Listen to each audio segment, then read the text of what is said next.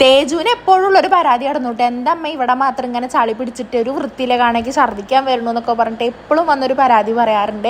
സംഭവം ശരിയാണ്, നമ്മൾ പാത്രം കഴുകുമ്പോൾ വെള്ളം വീണിട്ട് ചെറിയ രീതിക്കൊന്ന് ചളി എൻ്റെ കയ്യിൽ നിന്ന് ആവുന്നുണ്ട്. വീട് പണി കഴിഞ്ഞിട്ട് 4 മാസമായെങ്കിലും ഇവിടെ മാത്രമാണ് ആകെ വൃത്തികേടായിട്ട് വരുന്നത് കേട്ടോ. നമ്മളിവിടെ ടൈൽ ഒട്ടിക്കേണ്ട കാര്യം വിട്ടു, നമ്മൾ അത്ര ശ്രദ്ധിച്ചില്ല. അപ്പോൾ പിന്നെ ഞാൻ ഒന്നും നോക്കിയില്ല, നമ്മുടെ മീഷോയിൽ കയറിയിട്ട് കുറച്ച് സ്റ്റിക്കേഴ്സ് നോക്കി. അപ്പോഴാണ് ഇങ്ങനെ ഒരു സംഭവം കണ്ടത് കേട്ടോ. സത്യം പറഞ്ഞാൽ ഞാൻ ഉദ്ദേശിച്ചത് വല്ല ഫ്ലവറിൻ്റെയോ കിച്ചൺ ടൈപ്പ് സ്റ്റിക്കറൊക്കെ ആയിരുന്നു. പക്ഷേ ഈ ഒരു സാധനം അടിപൊളിയാട്ടോ.